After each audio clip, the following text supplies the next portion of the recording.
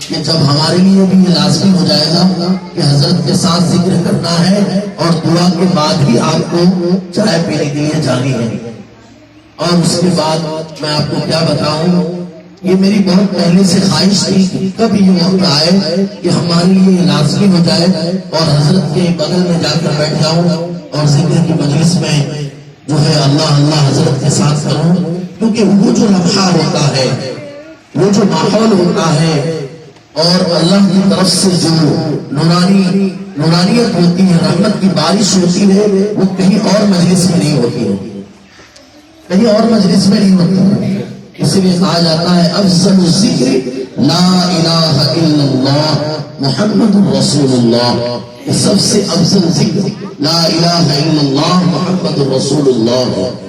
تو میں نے حضرت وسطانوی رحمۃ اللہ علیہ، مولانا غلام محمد صاحب وسطانوی کی بہت ساری صفات کو جو میں نے قریب سے دیکھا، اس میں ایک صفت یہ تھی، اللہ سے ان کا رشتہ بہت مضبوط تھا، بہت ہی مضبوط تھا. ایک شعر ہم لوگ پڑھا کرتے ہیں، مٹا دو اپنی ہستی کو اگر کچھ مرتبہ چاہو، مٹا دو اپنی ہستی کو اگر کچھ مرتبہ چاہو، یہ دانا خاک میں مل کر گلے گلزار بنتی ہے.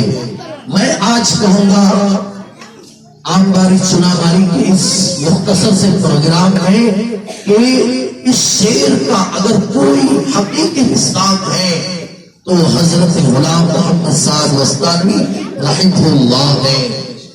جو ہم نے انہیں ان قربانی کرتے ہوئے دیکھا اور جامعہ عبدالقوا میں دوران جو ہے درس ہم نے سنا کہ حضرت نے یہ جو چمن لگایا ہے، یہ باغیچے لگائے ہیں اور پھل پھول رہے ہیں، اس میں حضرت کی کیا محنت تھی. 2 طالب علم سے عبدالقوا میں وہ ادارہ شروع ہوا اور آج تقریباً صرف عبدالقوا میں رہ کر 15,000 طلبہ ہر سال وہاں پر جو ہے علم کے فیض سے فیضیاب ہو رہے ہیں. لیکن آپ سمجھیں گے کہ صرف عبدالقوا ہی نہیں بلکہ دنیا کے کونے کونے تک قرآن کی روشنی کو انہوں نے جو پہنچایا تو کسی اللہ والے نے انہیں نام دے دیا خادم القرآن والمساجد. آج ہم خادم کہتے ہیں، مفتی صاحب کا خادم، فلاں صاحب کا خادم، فلاں بزرگ کا خادم. اگر کسی کوئی ایسی شخصیت ہو جنہیں خادم القرآن کہا جائے، قرآن کا خادم، اس سے بڑا لقب اور کس کا ہو سکتا ہے؟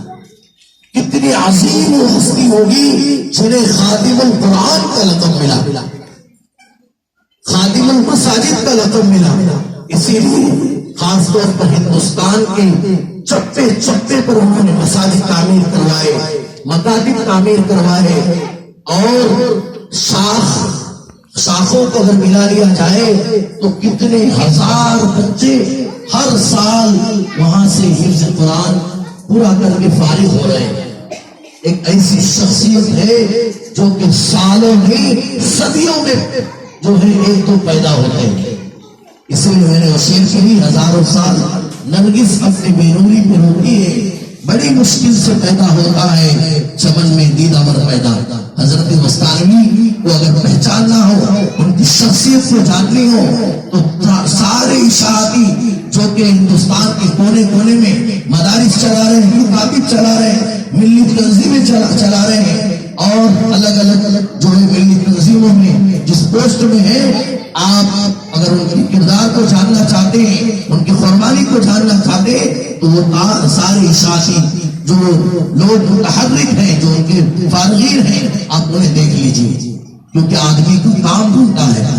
وہاں کے بچے کبھی بھی دوسروں کے سامنے میں ہاتھ نہیں پھیلاتے بلکہ سر اٹھا کر جینا حضرت نے سکھایا، کام کرنا سکھایا ہے.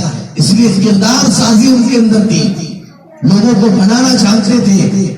حضرت کی ذات صرف الہدہ نہیں بلکہ دنیا کے کونے کونے میں جتنے بھی اشاعتی اور وہاں سے فارغین ہیں یا شاخ سے جتنے بھی طلبہ فارغ ہوئے ہیں، حضرت کے مشن اور ویژن کو آگے بڑھا رہے ہیں. دعا کریں کہ اللہ تعالی ہم بھی حضرت کے مشن اور ویژن کو آگے بڑھانے میں یا اللہ رب العزت ہماری مدد فرمائے. میں 2-3 واقعہ بیان کروں گا حضرت کے بارے میں، بس میں اپنی بات ختم کروں گا. کیونکہ عربی چہاروں کا سال تھا. اس علاقے میں جتنے بھی فارغین ہوں گے کشن گنج، پورنیا، ارریا میں، میرا کچھ الگ ہی حضرت کے ساتھ، حضرت کے بڑے بیٹے مولانا سعید صاحب وسطانوی کے ساتھ ربط رہا ہے. اس لیے افسان صاحب جب یہ حالات اور کیفیت بتلا رہے تھے تو میرے رونگٹے کھڑے ہو گئے، آنکھوں سے آنسو جاری ہو گیا، کیونکہ میں نے حضرت کو دیکھا ہے. عربی چہاروں کا سال تھا اور میرا کلاس میں 2 نمبر تھا. چہاروں ٹیم میں پڑھ رہا تھا. اچانک پتا چلا کہ ہمارے جو ریاض الصالحین کی کتاب ہوتی ہے حدیث کی، اس کے استاد کا تبادلہ ہو گیا ہے. ہم لوگ بہت پریشان ہوئے کیونکہ بہت بڑے استاد اور بزرگ ہم کو کتاب پڑھا رہے تھے، اور ہمارے دل میں یہ بات آئی کہ بھائی ہم لوگوں کو مخالفت کرنی ہے اور حضرت رئیس جامعہ مولانا غلام محمد صاحب وسطانوی رحمہ اللہ کے پاس شکایت کرنی ہے کہ یہ استاد ہمیں ہمارا بدلیے مت، بہت اچھے استاد ہیں، اچھے سے پڑھاتے، اس لیے جو ہے ان کا گھنٹہ چھینیے نہیں. اس طرح کی بات ہمارے دل میں آئی تو ہم لوگ آپس میں چیمیں گویاں ہوئی. ہم لوگ بات چیت کرنے لگے کہ بھائی ریاض الصالحین کو استاد کو ہمیں وہی چاہیے. لیکن یہ نہیں معلوم تھا کہ ان کو کون جو ہے ریپلیس کر رہے ہیں، کون ان کی جگہ پر آ رہے ہیں، یہ ہمیں علم نہیں تھا اور ہم لوگ جو ہے پریشان تھے. اچانک ایک سفید کپڑے میں خوبصورت سا آدمی اور اچھا گوڑا چٹا کر کے، جسم ایک دم موٹا تازہ کر کے، لگتا ہے کہ یہاں کوئی بزرگ اور اللہ والے آئے اور آ کر ہمارے جو ہے جو درسگاہ میں جو بیٹھنے کی جگہ ہوتی ہے وہ گدا میں آ کر بیٹھ گئے اور حضرت سب کو انہوں نے سلام کیا. تو ہم لوگ پریشان ہو گئے کہ بھائی یہ کون ہے. دکھنے میں تو لگ رہا تھا کہ بہت بڑی شخصیت ہے، بہت بڑے اللہ والے ہیں، اور کچھ نہ کچھ تو ان کے اندر خاصیت ہوگی کہ ان کو اتنا بڑا استاد کو ریپلیس کرنا پڑا. تو پڑھانے کے دوران ہم لوگ آپس میں بات کرنے لگے تو حضرت نے یہ محسوس کر لیا کہ شاید انہوں نے ہمیں جانا نہیں ہے، پہچانا نہیں ہے بچوں نے کہ کیا ہے نہیں ہے. تو ہم لوگ آپس میں بات بھی کرنے لگے تو دیکھا کہ حضرت نے یہ محسوس کر لیا کہ بچوں کو شاید تعارف کرانا پڑے گا، اور حضرت اپنی بات کو یا ریاض الصالحین کی جو حدیث پڑھا رہے تھے روک کر انہوں نے کہا کہ میرا نام سعید وسطانوی ہے اور میں حضرت غلام محمد صاحب وسطانوی کا بڑا صاحبزادہ ہوں، اور مجھے حکم ہوا ہے میرے ابا جان کی جانب سے کہ میں ریاض الصالحین کی کتاب آپ کو پڑھاؤں. ہم لوگ ہکا بکا رہ گئے کیونکہ حضرت وسطانوی، حضرت غلام محمد صاحب وسطانوی جن کا بھی انتقال ہوا، جن کے جو ہے اس میں تعزیتی پروگرام میں ہم شریک ہوئے ہیں، اگر کوئی ان کا جانشین اس زمانے میں اگر کہلاتا تھا تو وہ حضرت مولانا سعید صاحب وسطانوی تھے.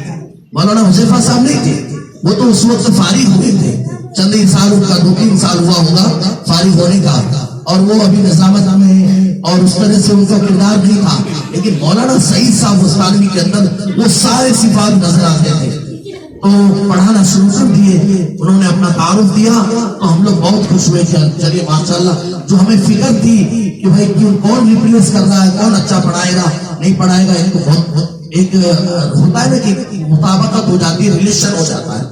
اللہ والے سے جب آپ کا ریلیشن ہو، مولانا اسرار صاحب رحمہ اللہ، جو ہے اسرار الحق صاحب قاسمی رحمہ اللہ، کہ اگر آپ کی ان کی ملاقات ہو تو آج بھی یاد آتی ہے کہ حضرت ایم پی صاحب رحمہ اللہ جو ہے فلاں تھے اور ان کا فلاں کی ملاقات ہوئی تھی. اب تو وسطانوی خاندان سے ہمارا ایک ربط ہو گیا کہ بھائی اب حضرت کے بڑے صاحبزادے ہم کو پڑھائیں گے. یہ ہمارے لیے بہت ہی خوش قسمتی کی بات ہے، بہت ہی جو ہے سعادت کی بات ہے. اور اس کے بعد میں آپ کو بتاؤں، اگلے 1 ہفتے کے اندر حضرت مجھے بلاتے ہیں، جو دنیات کے وہ رئیس تھے، دنیات جو وہاں کا ادارہ چلتا ہے وہاں پہ پڑھانے والے تھے. حضرت نے مجھے بلایا اور بلا کر یہ کہا کہ دیکھو نہال، تم پڑھنے میں بہت تیز ہو، تمہارا نمبر بھی ہے، میری خواہش یہ ہے کہ آپ میری کتاب و ریاض الصالحین جو حضرت پڑھانے کے لیے آتے تھے وہ دنیا سے آپ کو اپنے جو ہے کلاس میں لے کر آنا ہے، اپنے کلاس میں لے کر آنا ہے، اور اس جیسی گھنٹہ ختم ہو جائے آپ کو بھاگ کر دنیا جانا ہے، وہ نیا دنیا جو ابھی بنا ہے، اور اس کے بعد وہاں جا کر وہاں سے میری کتاب اٹھانی ہے اور آپ کو لے کر آنا ہے، پھر میں یہاں پڑھانے آؤں گا۔ اور اس کے بعد یہ ہوا کہ گزشتہ یعنی آئندہ 4 سال تک ان کی مسلسل خدمت میں رہا، اور ان کے ساتھ اٹھنا بیٹھنا، یہاں تک کہ دنیات کی چابیاں اور وہاں کے آفس کی چابی تک ہمیں مل گئی، اور سال ایسے گزرتا گیا، 4 سال حضرت کے ساتھ مجھے رہنا ہوا۔ اب جو بات میں آپ کو بتانا جا رہا ہوں وہ یہ ہے کہ فارغ ہونے کے بعد جب ہم یہ آپس میں بات ہوئی کہ بھائی کرنا کیا ہے، تو بات یہ چلی کہ حضرت نے کہا کہ دیکھو آپ کو مظاہر العلوم سہارنپور جانا ہے اور وہاں پر جا کر پڑھائی کرنی ہے۔ تو مظاہر العلوم سہارنپور میں جو ہے ہمارا جانا ہوا۔ مظاہر العلوم سہارنپور میں جیسے ہی میں وہاں پر گیا اور جا کر وہاں پہ داخلے کے لیے گیا تو حضرت رئیس جامعہ حضرت مولانا غلام محمد صاحب وستانوی نے ایک چٹھی لکھی، مولانا سلمان صاحب وہاں کے ناظم تعلیمات کو مظاہر العلوم سہارنپور کی، اور ہم 4 طالب علم کو عقل کنواں سے انہوں نے مظاہر العلوم بھیجا کہ جاؤ میرا نام لے لینا کہ وستانوی صاحب نے سفارش بھیجا ہے اور کہا ہے کہ آپ ان کا ہمارے بچوں کا داخلہ لے لو، اور ایک چٹھی بھی انہوں نے لکھ کر دی، سفارش نامہ لکھ کر دیا۔ مولانا وستانوی صاحب وہ تھے جو مظاہر العلوم سہارنپور کی بھی رکن شورا تھے۔ اسی طرح سے دارالعلوم دیوبند جو کہ دنیا کے سب تمام المدارس انہیں کہا جاتا ہے، تمام مدارس والے وہاں رجوع کرتے ہیں، وہاں پر بھی جو ہے حضرت مولانا غلام محمد صاحب وستانوی جو ہے رکن شورا منتخب ہوئے، رکن شورا منتخب ہوئے، اور نتیجہ یہ ہوا کہ حضرت غلام محمد صاحب وستانوی نے جب ہمیں وہاں بھیجا اور مولانا سلمان صاحب کے پاس بھیجا تو حضرت نے کہا کہ دیکھیں وستانوی صاحب کا آپ کا سفارش نامہ ہے، ہم انہیں رد نہیں کریں گے، ہم انہیں رد نہیں کریں گے۔ نتیجہ یہ نکلا، میں اپنی بات ختم کر رہا ہوں چند منٹ میں، کہ حضرت کے سفارش نامے کی وجہ سے اور ہمارے وہاں پر بھیجنے کی وجہ سے یہ نتیجہ نکلا کہ شیخ یونس صاحب جونپوری رحمہ اللہ جو کہ بہت بڑے محدث تھے، وہاں پر اچانک سے خبر آئی کہ حضرت کا انتقال ہو گیا ہے، شیخ یونس صاحب جونپوری رحمہ اللہ کا انتقال ہو گیا ہے۔ ہم لوگ مظاہر العلوم کے کمرے میں جو ہے ناشتہ کر رہے تھے، اچانک مولانا سعید صاحب وستانوی صاحب کا کال آیا کہ بھائی آپ باہر جاؤ اور دیکھو اس طرح کی خبر آ رہی ہے، اور پتا چلا کہ شیخ یونس صاحب جونپوری اب دنیا میں لے گئے۔ شیخ یونس جونپوری وہ تھے جو کہ دنیا کے کونے کونے میں، یہاں تک کہ سعودی عربیہ میں اتنے بڑے عربی داں تھے، وہ بھی ان کی تعلیم کے، ان کی مہارت کے اور درس حدیث کے قائل تھے۔ ان کا انتقال ہوا، اور اللہ کے فضل سے حضرت وستانوی رحمہ اللہ کے ان کے صاحبزادے حضرت مولانا سعید صاحب وستانوی رحمہ اللہ کے فضل سے، ان کے امر سے شیخ یونس صاحب جونپوری رحمہ اللہ کے جنازے میں بھی شرکت ہوئی۔ اور اسی طرح سے ایک مرتبہ جو ہے جب میں سہارنپور سے وہاں دیوبند گیا، اور دیوبند سے دارالعلوم سے جب وہاں سے ہم فارغ ہوئے اور وہاں سے نکلے تو جانا ہوا حضرت کے پاس ایک مرتبہ۔ حضرت نے دیکھا کہ بھائی پورا بچے میں نے تو ان کو بھیجا تھا، آج پڑھ کر آیا ہے، بہت ہی زیادہ گلے سے چمٹا لیے، اور حضرت نے بہت محبت دیا، پیار دیا، اور اس کے بعد حضرت نے کہا نہال کیا شادی ہو گئی تمہاری؟ یہ حضرت کے الفاظ کی آج جو ہے میں سوچتا ہوں تو بڑی عجیب سی احساس ہوتی ہے۔ حضرت نے پوچھا نہال شادی ہو گئی؟ میں نے کہا حضرت فارغ ہونے کا 2 سال ہوا ہے اور حالات اس طرح نہیں ہے شادی کرنے کا، ابھی تو میں پڑھانے کے لیے آندھرا پردیش گیا ہوں، وہ بھی مولانا سعید صاحب کی امر پر گیا ہوں، اس لیے ابھی جو ہے میری شادی نہیں ہوئی، آپ دعا کر دیں انشاءاللہ جلدی ہو جائے گی۔ حضرت جو ہے ہمیں کہتے ہیں کہ نہال اویس کو جانتے ہو؟ میں نے کہا حضرت یہ اویس جو آپ کے صاحبزادے ہیں یہ میرا درسی ساتھی ہے جی۔ ابھی جو رئیس جامعہ مولانا حذیفہ صاحب منتخب ہوئے تو نائب رئیس جامعہ اس وقت جامعہ عقل کنواں میں جو ہے وہ میرا درسی ساتھی ہے، اور ان کو میں نے کہا کہ یہ میرا ساتھی ہے، آپ کا جو صاحبزادہ ہے چھوٹا، یہ میرے ساتھی ہے اور میرے ساتھ 2017 میں ہی فارغ ہوا ہے وہ اس سال. تو وہ بہت خوش ہوئے اور انہوں نے کہا اویس جاؤ اور نہال کو 5,000 روپے دے دینا میری طرف سے ان کو، اور جا کر آپ کو جتنا جلدی ہو سکے جا کر شادی کر لینا. تو صرف پڑھائی میں، بچوں کی تعلیمی کیفیت کو ٹھیک کرنے میں یا تعمیری ترقی میں حضرت کا ساتھ نہیں تھا، بلکہ مہاراشٹرا میں جہاں پر پانی کا انتظام نہیں، سوکھا ہے، دور تک پانی نہیں، جہاں پر گورنمنٹ پانی نہیں پہنچا پاتی ہے، حضرت نے نل جل یوجنا لا کر اور جگہ جگہ وہ جو چاپا کل جس کو بولتے ہیں وہ جگہ جگہ اس کو لگوایا اور جا کر پانی پہنچایا ہے. ایسے گاؤں جہاں دور دور تک مساجد نہیں، وہاں پر ائمہ نہیں، مساجد بنوائے، باضابطہ عقل قواں سے فارغین کو وہاں پر بھیجا، اپنے تنخواہ سے وہاں پر مسجد میں رکھا. ایسا نہیں کہ بھائی آمباری چنا ماری میں کوئی امام صاحب ہے تو آمباری چنا ماری والے پیسہ دیں گے، ایسا نہیں. کہ حضرت کو پتا تھا کہ ابھی سے اگر امام کا پیسہ دے گا اور فلاں چیز کا پیسہ دے گا، مکتب کا پیسہ دے گا تو لوگ دور ہو جائیں گے، کیونکہ اتنی مانوسیت نہیں تھی. حضرت خود پیسہ پہنچاتے تھے.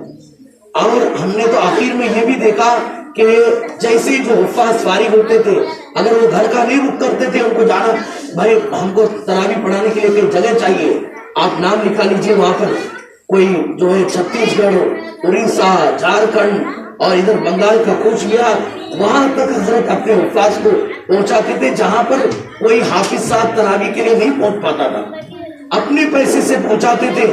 اور جو ہدیہ مل جائے وہ یہ مقتدی کی طرف سے وہ الگ بات ہے، لیکن 1,500 روپیہ حضرت وسطانوی رحمہ اللہ اپنے جیب خاص سے دیتے تھے تمام حفاظ کرام کو، کہ لوگ ہو سکتا ہے کہ وہاں غریب لوگ ہوں گے، نادار لوگ ہوں گے جو آپ کی قدر و قیمت نہیں کر پائیں گے، آپ یہ 1,500 روپیہ لے لو، آپ لوگ تراویح پڑھا لینا اور اچھا سے، اور اس کے بعد چلے جانا، تاکہ تمام لوگ اس ہندوستان میں جتنی بھی امت مسلمہ میں یہ اسلام مذہب اسلام سے تعلق رکھتے ہیں، کوئی ایسی جگہ نہ بچے جہاں پر امام موجود نہ ہو، جہاں پر کوئی مکتب میں امام نہ ملے. ہر جگہ حضرت نے خیال کیا. آج اسی لیے جگہ جگہ اتنے بڑے پاکستان کے بڑے بڑے علماء جو کہ ہیں، انہوں نے تعزیت کی، کلمات پیش کی. وہ علماء وہ تو علاقائی علماء نہیں ہیں، وہ تو بہت بڑے مفتی شفیع صاحب کے صاحبزادے، کیا نام ہے، مفتی تقی عثمانی صاحب، وہ اتنی بڑی شخصیت، انہوں نے بھی تعزیتی کلمات حضرت کے لیے پیش کیے. مولانا الیاس گھومن صاحب نے تعزیتی کلمات پیش کیے. اور اس کے علاوہ جو آپ مولانا ارشد مدنی صاحب کا نام جانتے ہیں جو جمعیت علماء کے صدر ہیں، وہ تو ان کی حضرت وسطانوی صاحب کی صاحبزادی کے ساتھ ان کے لڑکے کا نکاح ہوا ہے.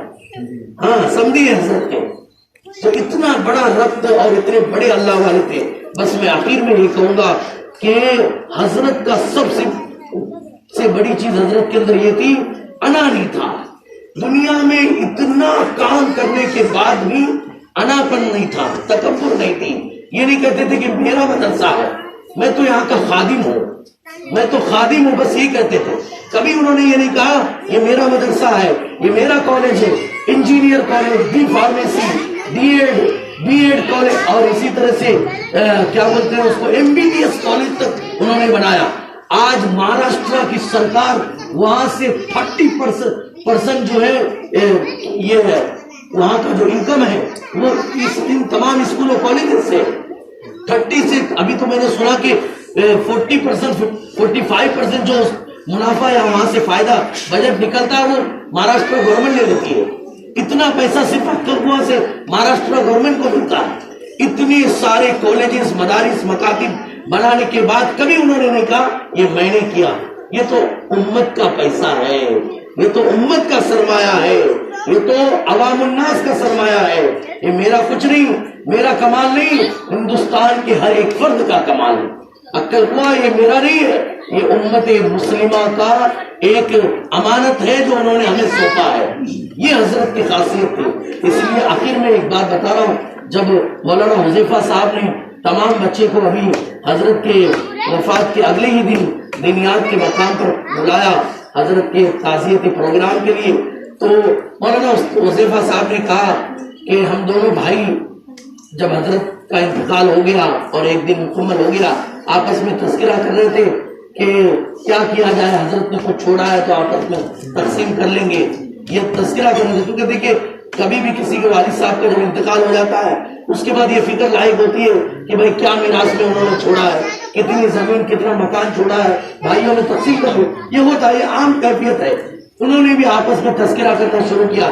یہ حضرت کے الفاظ میں بس دوہرا رہا ہوں. حضرت نے کہا کہ حضرت نے نہ کوئی گھر چھوڑا، نہ 1 روپے کیش چھوڑے، نہ کہیں دلی ممبئی لدھیانہ میں کوئی مکان چھوڑا، اور نہیں حضرت کا ایک سنگل کوئی دولت انہوں نے چھوڑی جو آپس میں ہم لوگ تقسیم کر لیں. ہاں یہ ضرور ہے جو میں اپنی طرف سے ویٹ کر رہا ہوں، حضرت نے چھوڑا ہے جو عقل کنواں جو مدرسہ ہے اور وہاں کے شاخ ہیں، ہندوستان کے کونے کونے میں جو مکاتب ہے، ان کی ذمہ داری چھوڑیے ان دونوں بچوں پر. حضرت حذیفہ وستانوی اور اویس وستانوی پر جو ان کی مشن کو لے کر ان کو چل رہا ہے، 1 روپے بھی انہوں نے نہیں چھوڑا. آپ کو یاد ہے کہ نہیں، میں کیونکہ 10 سال وہاں رہا، ایک مرتبہ ایسا واقعہ ہے، ایک بہت بڑے رئیس تھے، بڑی کمپنیوں کے مالک تھے، انہوں نے حضرت کے لیے ہیلی کاپٹر گفٹ میں بھیجا. سنے تھے عقل کنواں جو گاؤں ہے، ایک گاؤں کا نام ہے، وہ بہت چھوٹا سا گاؤں کا نام ہے، وہاں پر ایک میدان میں ہیلی کاپٹر اترا. تو ہم نے کہا بھائی کہاں کو کیا ہے نہیں ہے. اس وقت کوئی اتنی بندش بھی نہیں تھی، گیٹ لگا ہوا نہیں کہ جانا نہیں ہے. سب بچے چلے گئے دیکھنے کے لیے. پتا یہ چلا ایک بہت بڑے رئیس ہے ہندوستان کے، انہوں نے حضرت کو ہیلی کاپٹر گفٹ کرنے کے لیے بھیجا ہے کہ یہ آپ ہماری طرف سے رکھ لو. آپ کو کیونکہ بار بار سفر کرنا پڑتا ہے، آپ گاڑی سے سفر کرتے ہیں، تکلیف ہوتی ہے، آپ یہ رکھ لو. آپ کو میں بتا رہا ہوں ہیلی کاپٹر ان کو گفٹ ہوا، لیکن حضرت نے کیا کہا تھا، مجھے یہ نہیں چاہیے، مجھے یہ ہیلی کاپٹر نہیں چاہیے، مجھے دنیا سے محبت نہیں ہے، میں تو قربانی دینا پسند کرتا ہوں، میں تو اپنی جان جتنی میری چلی جائے اور جتنی محنت لگے وہ کرنا چاہتا ہوں، اس لیے مجھے ہیلی کاپٹر نہیں ہے. تو شاہانہ زندگی ہے، یہ تو بادشاہی زندگی ہے، میری تو فقیری زندگی ہے، میں کیسے یہ ہیلی کاپٹر لے لوں گا. حضرت نے منع کر دیا اور اخیر میں ان کو واپس لے جانا پڑا. ہیلی کاپٹر آج 10 روپیہ کوئی گفٹ دے دے یا کوئی چیز دے دے، ایسے ہی کوئی بانٹنا ہو جائے، کوئی چوراہوں میں ہم لوگ لائن لگا کر لینا شروع کر دیں، کوئی گاڑیاں تقسیم ہو جائے تو کہنا ہی کیا ہے. ہر سال حضرت کے لیے جو کمپنی کی گاڑی خریدتے تھے وہ کمپنی والا ہر سال نئی گاڑی ان کو دیتے تھے بنا کسی پیسے میں. لیکن یہ چیز وہ منع نہیں کی ہے کیونکہ ان کو ضرورت پڑتی تھی، جتنی کنڈیشن گاڑی کی اچھی ہوگی اتنا ان کا سفر بھی اچھا ہوگا، تو انہوں نے منع نہیں کیا. یہ حضرت کی سی بات تھی، اس کے باوجود انہوں نے کبھی یہ نہیں کہا یہ میرا مدرسہ ہے، یہ میری گاڑی ہے، یہ میں پورا. ابھی جو 3 فلیٹ وہاں پر عقل کنواں میں ان کو بنا کر دیا، افریقہ کے بہت بڑے آدمی تھے، انہوں نے بنا کر دیا. حضرت نے منع کر دیا ہم کو نہیں چاہیے، لیکن انہوں نے ایسا ریکویسٹ کیا تو حضرت نے یہ کہا کہ 3 بیٹے ہیں، مولانا سعید وستانوی، حذیفہ اور اویس، تینوں کو 1-1 فلیٹ دے دو، مجھے نہیں چاہیے. اور آج بھی جب ان کا انتقال ہوا تو اخیر میں بھی جب تک وہ اپنے آرام گاہ میں تھے، وہی پرانا کمرہ تھا جو آپ گئے ہوں گے، اسی پرانے کمرے میں حضرت رہتے تھے. کبھی وہ نیا جو اچھی خاصی بلڈنگ انہوں نے بنا کر دی ہے، افریقہ والوں نے اس مکان میں آج تک وہ نہیں رہے. انہوں نے کہا کہ میں نہیں رہوں گا، اگر میرے بچوں کو دینا ہے تو دے دیجیے، مجھے نہیں چاہیے. یہ حضرت کی سی بات ہے. دعا کریں اللہ تعالیٰ سے کہ اللہ تعالیٰ حضرت رحمہ اللہ نے جو کارکردگی انہوں نے پیش کی، جو جافشانی انہوں نے کی، اللہ ہمیں کچھ نہ کچھ ان کی جو ہے نقش قدم پر چلنے کی توفیق مرحمت فرمائے. ہم بھی ان کی پیروں کی دھول اور مٹی کا جو اللہ رب العزت جو انہوں نے ان کو جو مقام دیا تھا، ہم ان کے مقام تک تو نہیں. اللہ رب العزت جو بھی ہم سے نیک کام لے لے اس کو توفیق مرحمت فرمائے. اور جتنے بھی لوگ یہاں پر شامل ہوئے ہیں، آپ تمام لوگوں کو حضرت کی محبت میں جو آپ لوگوں نے وقت دیا اس کے لیے آپ لوگوں کا بہت بہت شکریہ. اور اخیراً میں مولانا ابصار صاحب نے جو یہ تعزیتی پروگرام منعقد کیے، میں ان کو بھی مبارکباد دیتا ہوں. اور انہوں نے جو بھی واقعہ پیش کیے میں پہلی مرتبہ آج سنا. اس طرح کے ربط حضرت کے ساتھ مجھے اس کا علم نہیں تھا. میں تو وہاں 10 سال رہ گیا اور اتنے بڑے حضرت کے صاحبزادے کے ساتھ 4 سال میں ان کی خدمت میں تھا. اویس مستانوی میرا ساتھی ہے تو میں سمجھتا تھا کہ میرا ہی اتنا اچھا ربط ہوگا. افسار صاحب نے جو واقعہ پیش کیا میرا جو ہے آج میں سمجھ رہا ہوں کہ یہ جو مقبولیت انہیں ملی ہے, جو بھی اللہ ان سے کام لے رہے ہیں, حضرت مستانوی کی ہی برکت مجھے سمجھ میں آتی ہے. اللہ رب العزت حضرت کو کروٹ کروٹ جنت نصیب فرمائے.